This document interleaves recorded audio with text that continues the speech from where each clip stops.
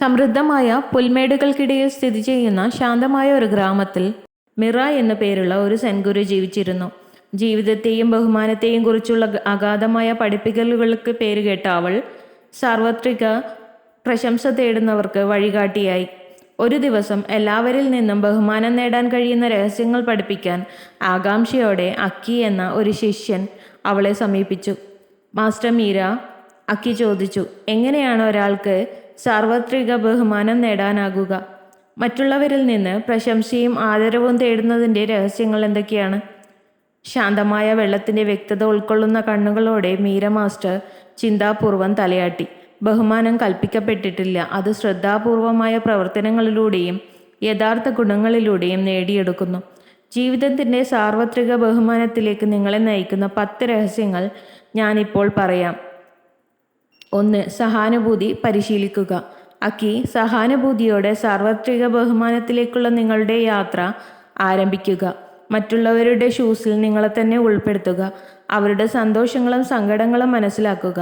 നിങ്ങളുടെ പ്രവർത്തനങ്ങളെ അനുകമ്പ നയിക്കട്ടെ. നിങ്ങളുടെ ചുറ്റുമുള്ളവരുടെ അനുഭവങ്ങളുമായി ബന്ധപ്പെടാനുള്ള കഴിവിൽ നിന്നാണ് യഥാർത്ഥ ബഹുമാനം ഉടലെടുക്കുന്നത്. 2. ആധികാരികത പുലർത്തുക. ആധികാരികത നിങ്ങളോട് ബഹുമാനം ആകർഷിക്കുന്ന ഒരു കാന്തിക ശക്തിയാണ്. നിങ്ങളോട് തന്നെ സത്യസന്ധത പുലർത്തുക. കാരണം ആധികാരികത ആത്മാർത്ഥത പ്രസരിപ്പിക്കുന്നു. നിങ്ങളുടെ ശക്തികളെ ഉൾക്കൊള്ളുകയും നിങ്ങളുടെ കുറവുകൾ അംഗീകരിക്കുകയും ചെയ്യുക. കാരണം മറ്റുള്ളവർ ശരിക്കും അഭിനന്ദിക്കുന്നത് യഥാർത്ഥ സ്വയമാണ്. 3. മനസ്സോടെ കേൾക്കുക. ആശയവിനിമയ കലയിൽ ശ്രദ്ധാപൂർവമായ ശ്രവണമാണ് പ്രധാനം. മറ്റുള്ളവർ പറയുന്നത് ന്യായവിധിയോ തടസ്സമോ കൂടാതെ കേൾക്കുക. ശ്രദ്ധയോടെ കേൾക്കുന്നതിലൂടെ നിങ്ങൾ നൽകുന്ന ആദരവ് പരസ്പര വിരുദ്ധമാകും. അർത്ഥവത്തായ ബന്ധങ്ങൾക്ക് അടിത്തറ സൃഷ്ടിക്കും. 4. വിനയം കാണിക്കുക. വിനയമാണ് മഹത്വത്തിൻ്റെ അടിസ്ഥാനം. മറ്റുള്ളവരുടെ സംഭാവനകൾ അംഗീകരിക്കുകയും എല്ലാവരിൽ നിന്നും പഠിക്കാൻ തുറന്നിരിക്കുകയും ചെയ്യുക. അവരുടെ സ്ഥാനം പരിഗണിക്കാതെ എളിമയുള്ള ഹൃദയം ബഹുമാനത്തെ ക്ഷണിക്കുന്നു. കാരണം അത് ഓരോ വ്യക്തിയിലും അന്തർലീനമായ മൂല്യം തിരിച്ചറിയുന്നു.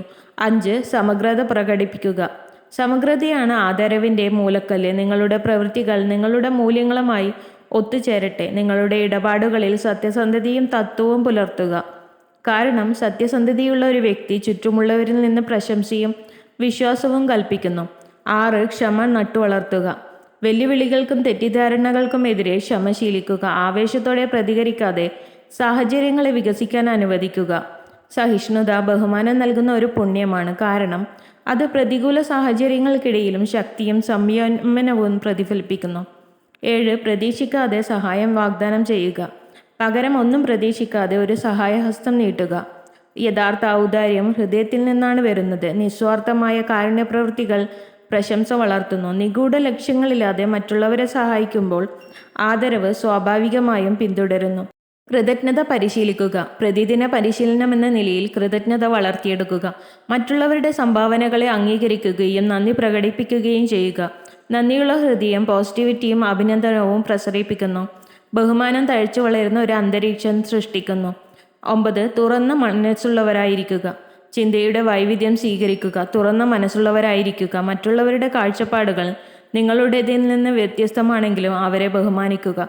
ഒരു തുറന്ന മനസ്സ് ബഹുമാനത്തിൻ്റെ ഒരു സംസ്കാരത്തെ വളർത്തുന്നു. കാരണം അത് വ്യത്യസ്ത കാഴ്ചപ്പാടുകൾ കൊണ്ടുവരുന്ന സമ്പന്നതയെ തിരിച്ചറിയുന്നു. 10. ഉദാഹരണമായി നയിക്കുക.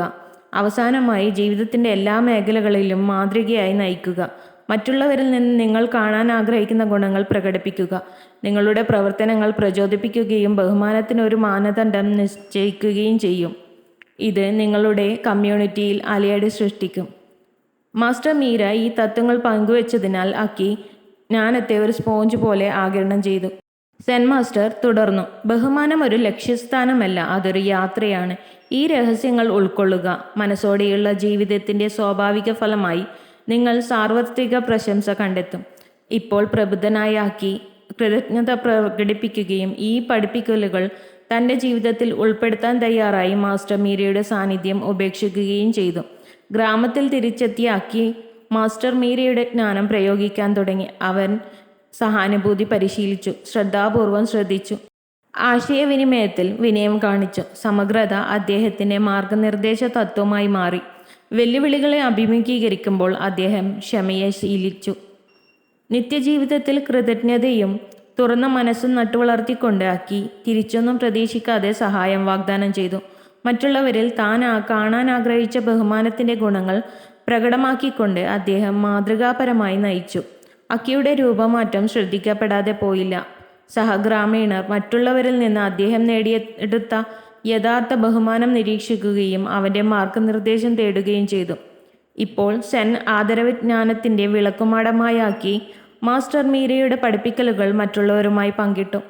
സാർവത്രിക ആരാധന മനസ്സോടെയും ആദരവോടെയുള്ള ജീവിതത്തിൻ്റെ പ്രതിഫലനമായിരുന്ന ഒരു സമൂഹത്തെ വളർത്തിയെടുത്തു.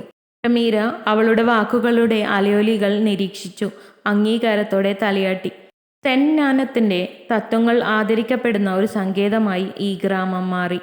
നിവാസികൾ പരസ്പരം ആദരവും ബഹുമാനവുമുള്ള ഒരു സംസ്കാരം സ്വീകരിച്ചു. If you love to watch this video, you can like, share and subscribe.